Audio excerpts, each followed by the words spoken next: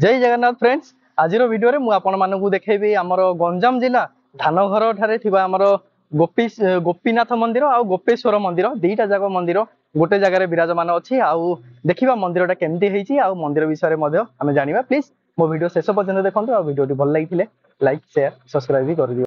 आपण मैंने ये देखिपारे ये रहीगला गोपेश्वर मंदिर रही जहाँकि आम शिवंर मंदिर आउ राधा गोपीनाथ मंदिर रही से पटे आमर कृष्णगर मंदिर रही दुईटा जाक मंदिर गोटे जगार अच्छे आम पूरा मंदिर भीतर को जाइए पूरा आम दर्शन करवा आ मंदिर केमती तैयारी करिसेंती केमती कोन होइछि आम मंदिर विषय में जानिबा।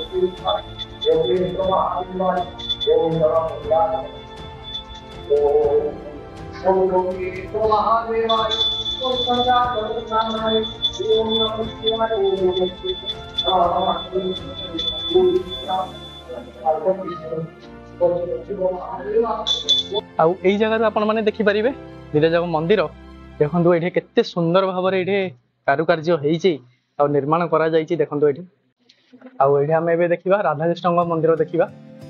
देखंतु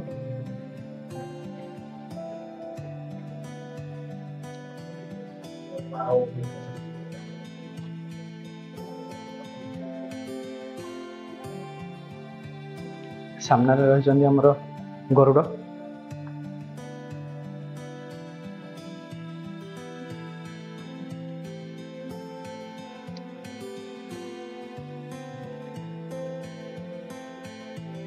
देखु राधा कृष्ण मंदिर केते सुंदर भाव ये मंदिर निर्माण करा जायछि आउ आपण माने तो देखि पारुथिबे राधा कृष्ण को।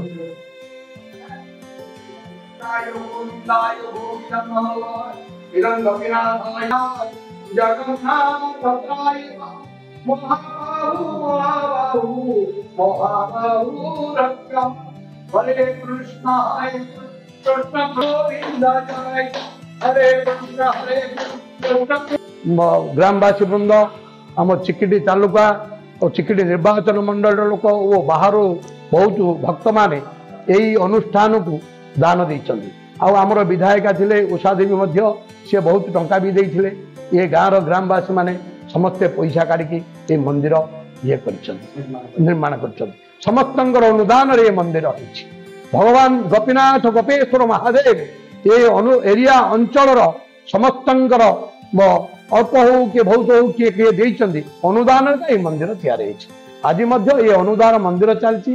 आमर प्रत्येक पूजक दिजन अच्छी प्रत्येक दिन अन्न प्रसाद होउछि। स्फटिकलिंग आमर से शिवंग पाखे स्फटिकलिंग आम हरिद्वार जाई स्फटिकलिंग आनिक पूजा पाउछन्ति।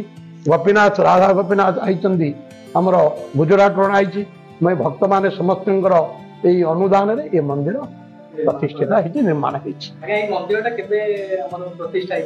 आमर वर्तमान 2022 रे लास्ट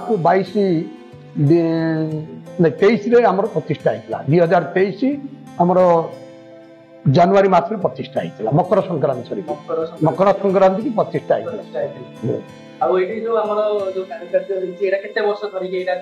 आमर 10 वर्ष लगे 12-11 वर्ष खंडे लगे 11 वर्ष लगे आमर उषा देवी अमल रे टंका पैसा देइछन्ति 5T सचिव आसिक आमर से कल्याण मंडप अनुष्ठान केते टका देइछन्ति आगु देइथिले सब।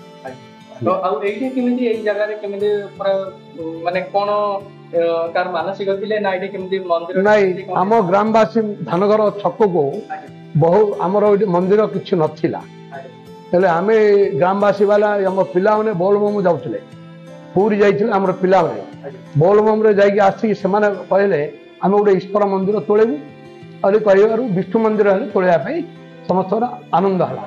ହେଲେ ଆନନ୍ଦ ଉତ୍ସବରେ ଗ୍ରାମବାସୀ ଗୋଟେ ଦିନ ମିଟିଂ ଡାକିଲେ। ଏ ଏରିଆର ପ୍ରତ୍ୟେକ ଜମିର ଭୂମିକୁ ଆସି କେତେ ଜଣ ପଣ୍ଡିତ ମହାରାଜ ଅଶୋକ ପାଢ଼ୀ ପଣ୍ଡିତ ଅଶୋକ ପାଢ଼ୀଙ୍କର ତତ୍ତ୍ୱାବଧାନରେ ଏଠି ଆସିକି ଆମର ଏ ମାଟି ଦେଖା। ଆଉ ପୂର୍ବରୁ ଜଣେ ଥିଲେ ଲକ୍ଷ୍ମୀକାନ୍ତ ପାଢ଼ୀ, ସିଏ ବି ମହାଜ୍ଞାନୀ ମହାପଣ୍ଡିତ, ସେ ଚାଲିଗଲେ। ସିଏ ଆସିକି ଏ ଜମିର ସବୁ ଜମି ଯାକରୁ ମାଟି ଇଏ କଲେ, ମାନେ ମାଟିକି ଗବେଷଣା କଲେ। ଭଗବାନଙ୍କର ଇଚ୍ଛା ଏଇ ମାଟି 4ଟା ଜାଗାରେ ଆମେ ଦେଖିଲୁ, କିନ୍ତୁ ଏଇ ଜାଗାର ମାଟି ଏଠି ଯୋଉଠିକି 10 ମଣିଷ ଖାଲ ଥିଲା। ଏଇ ଜାଗାରେ 10 ମଣିଷ ଖାଲି ଥିଲା, ମାନେ ପ୍ରାୟ 30 ରୁ 40 ଫୁଟ 30 ଫୁଟ ଖାଲି ଥିଲା ଏଠି। ଏ ଜାଗାରେ ସେ ମାଟି ଦେଖିଲେ, ଏ ମାଟିକି ସେ କହିଲେ ଏଠି ଦେବତା ପ୍ରତିଷ୍ଠା ହେଇପାରିବ, ଭଗବାନ ବିଷ୍ଣୁଙ୍କର ଏଠି ମନ୍ଦିର କର, ଶିବଙ୍କର ମନ୍ଦିର ରଖ, ଏଠି ହେଇପାରିବ ବୋଲି ସେ କହିଲେ। କିନ୍ତୁ ସେଇ ଦିନ ଠାରୁ ଦୀର୍ଘ 12 ବର୍ଷ କାଳ କାମ ଲାଗିକି କାମ ହେଇକି ଅଧା ଏଇ ଲୋକଙ୍କୁ ମଗା ହଉଛି, ଲୋକେ ଦଉଛନ୍ତି, ଗାଁବାସୀ ବହୁତ ଦେଇଛନ୍ତି, ଗ୍ରାମବାସୀ ଏରିଆବାସୀ ସମସ୍ତଙ୍କୁ ମାଗି ଯାଚି ମାଗି ଏଇ ଯୋଉ ବାଳକୁମାରୀ ଯିବା ରାସ୍ତାରେ ମଧ୍ୟ ମଗା ହେଇଛି ଲୋକଙ୍କୁ। ଏଇଟା ହଉଛି ଆମର ବାଳକୁମାରୀ ଯିବା ରାସ୍ତା ପୀଠ। ଆମର ଏଇଟା ଏ ପ୍ରସିଦ୍ଧ ଏ ଯୋଉ ମନ୍ଦିର ହେଲା ଓ ଲକ୍ଷ ଲକ୍ଷ ଲୋକ ଆସିଲେ ଏଠିକି ପ୍ରତିଷ୍ଠା ସମୟରେ। ଆପଣ ଜାଣିଥିବେ ପ୍ରତ୍ୟେକ ଦିନ ଆମର ମିନିମମ୍ 10,000 15,000 ଲୋକ ପ୍ରସାଦ ସେବନ କରୁଥିଲେ। ଦିନ ଜାଗାରେ 15,000 20,000 ଲୋକ ଆସିକି ମଧ୍ୟ ଗୋଟେ ଦିନ 30,000 ଲୋକ ବି ଖାଇଛନ୍ତି ପ୍ରସାଦ ସେବନ ଚାଲିଥିଲା। 7 ଦିନ କାଳ ଆମର ପ୍ରତିଷ୍ଠା ଉତ୍ସବ ହେଲା। ସେ ଉତ୍ସବ ହେଇକି ବହୁତ ଜଣ ଏବେ ମଧ୍ୟ ଆମର ସଂକ୍ରାନ୍ତି ଦିନ ପ୍ରସାଦ ସେବନ ହଉଛନ୍ତି, ଲୋକ ଆସୁଛନ୍ତି, ଲୋକ ପ୍ରସାଦ ସେବନ କରିକି ଯାଉଛନ୍ତି। ହଁ ଆଜ୍ଞା, ଆମର ଏଇ ଯୋଉ ସ୍ଫଟିକ ଲିଙ୍ଗ ଆଉ ଆମର ଏଇ ମନ୍ଦିର ଯୋଉ ରହିଲା, ଆମର କେତେବେଳୁ ସକାଳୁ କେତେବେଳକୁ ଆରମ୍ଭ ହଉଛି ଆଉ କେତେବେଳକୁ ବନ୍ଦ ହଉଛି? ଆମର ବ୍ରହ୍ମ ମୁହୂର୍ତ୍ତ ହେଲା ସକାଳ 4 ଘଣ୍ଟା 15 ମିନିଟରେ ମନ୍ଦିର କବାଟ ଖୋଲା ହଉଛି। ମନ୍ଦିରର ସବୁ ଯାକ ସ୍ନାନ ପୂଜକ ଆସି କରିବେ। ସ୍ନାନ କରିକି 4:45ରୁ ଆରମ୍ଭ ହବ ମହାପ୍ରଭୁଙ୍କର ସେବା କାମ କରିକି 5ଟାରେ ମଙ୍ଗଳ ଆଳତି ହବ।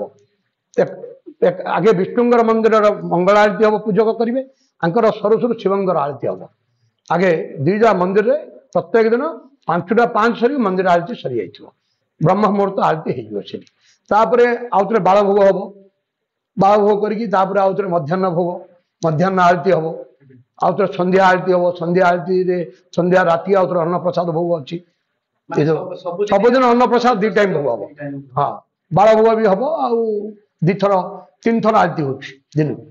ମଧ୍ୟାହ୍ନରେ ଗୋଟେ ଆଳତି ହବ, ସକାଳ ମଙ୍ଗଳ ଆଳତି, ସନ୍ଧ୍ୟା ଆଳତି, ଏ କରିକି ପ୍ରସାଦ ସେବନ କରି। ତାହେଲେ ଆମର ଯଦି ଯିଏ ଆସିବ ସକାଳ 4ଟାରୁ ପୁରା ଖୋଲିଯାଏ, 4:05ରେ ମନ୍ଦିର କବାଟ ଖୋଲା ହେଇଯିବ। ମନ୍ଦିର କବାଟ ଖୋଲିଯାଏ। 4:15ରେ ମହାପ୍ରଭୁଙ୍କର ସ୍ନାନ ସରିଯିବ। ସ୍ନାନ ସରେଇକି ମହାପ୍ରଭୁଙ୍କର ସେବା ଆରମ୍ଭ ହବ। ଫୁଲ ଲଗେଇକି ସବୁ ଇଏ କରିକି ଲୁଗାପଟା ପିନ୍ଧା ପିନ୍ଧି ମହାପ୍ରଭୁଙ୍କ ଲୁଗା ବସ୍ତ୍ର ପିନ୍ଧେଇକି ତାପରେ ଆରମ୍ଭ ହବ ଆମର ଇଏ। ତାହେଲେ ଆମର ଯୋଉ ମନ୍ଦିର ବନ୍ଦ ହଉଛି କେତେବେଳକୁ ବନ୍ଦ ହବ? ରାତିରେ ଯାଇକି ପୁରା ବନ୍ଦ ହଉଛି? ଆମ ରାତି ସବୁବେଳେ 9 ଘଣ୍ଟା ସମୟରେ ବନ୍ଦ ହେଇଯିବ। ଅନ୍ନପ୍ରସାଦ 9 ଘଣ୍ଟାକୁ ଲାଗିବ, 15 ଘଣ୍ଟା ପରେ ବନ୍ଦ କରିଦେବେ ମନ୍ଦିର। ଦିନ ଯାକ ସବୁବେଳେ ପୁରା ଖୋଲା? ଦିନ ପ୍ରାୟ ଖୋଲା ରହୁଛି। ଗୋଟେ ଘଣ୍ଟାଟି ମହାପ୍ରଭୁଙ୍କର ପ୍ରସାଦ ସେବନ ହେଲା ହାତରୁ ମହାପ୍ରଭୁଙ୍କ ପହଡ଼ ପଡିବ, ଗୋଟେ ଘଣ୍ଟାଟି ପହଡ଼ ପଡୁଛି, ଅଧଘଣ୍ଟା ବି ଘଣ୍ଟା ବି ପହଡ଼ ପଡିବ ସେଠି। ଆଉ ଆଜ୍ଞା, ଯୋଉ ସ୍ଫଟିକ ଲିଙ୍ଗ ଆମେ ଦେଖିଲେ ସେଇପଟେ, ସ୍ଫଟିକ ଲିଙ୍ଗଟା କେମିତି କଣ ହେଇଛି ସେଇ ବିଷୟରେ ଟିକେ କହିବେ? ଆଜ୍ଞା ଦେଖନ୍ତୁ, ଭଗବାନ ସ୍ଫଟିକରେ ଆମର ଯେତେବେଳେ ଏଇଟା ହଉଛି କୈଳାସ, ଆମର କୈଳାସ ମାନସରୋବର ଭିତରୁ ଭଗବାନ ଶିବଙ୍କର ପର୍ବତ ପାହାଡ଼, ଯୋଉଠିକି ବରଫ ପାହାଡ଼ ଭିତରେ, ବରଫ ପାହାଡ଼ ଭିତରୁ ଏଇ ଲିଙ୍ଗ ଆସୁଛି। ଆମେ ଏଇଟା ଏଇ ଲିଙ୍ଗ ବହୁତ ଦିନ ବରଫ ହେଇ ସେ ଗୋଟେ ଲିଙ୍ଗ ଆକୃତିରେ ହଉଛି, ଯାହାଦ୍ୱାରା କି ତାଙ୍କୁ ସଂକେତ ଯୋଉମାନେ ଲିଙ୍ଗ ଦଉଛନ୍ତି ସେ ସଂକେତ ଦେଖିକି ଆମ ଅଶୋକ ପାଢ଼ୀ ପଣ୍ଡିତ ବାବୁ ଅଶୋକ ପାଢ଼ୀ ତାଙ୍କେ ନିଜେ ଯାଇକି ଏ ଲିଙ୍ଗକୁ ଭଗବାନ ପଣ୍ଡିତ ମାନେ ଯାଇକି ନିରୀକ୍ଷଣ କରିକି ଲିଙ୍ଗ ଆଣିଛନ୍ତି। ଆମେ ଏଇ ହଉଛି ବରଫ ପାହାଡ଼ର ଲିଙ୍ଗ, କୈଳାସ ମାନସରୋବରରୁ ଆସିଛି ଏ ପାହାଡ଼। महाप्रभु की जय, राधा गोपीनाथ की हर हर महादेव, जय गोपेश्वर महादेव की जय जगन्नाथ स्वामी की। ओम त्र्यंबकं यजामहे सुगंधि पुष्टिवर्धनम् उर्वारुकमकबन्धनम् मुक्षुमुक्षुममांच। ओम नमः शिवाय, गोपेश्वर महादेवाय पुष्पांजलि समर्पयामि। ओम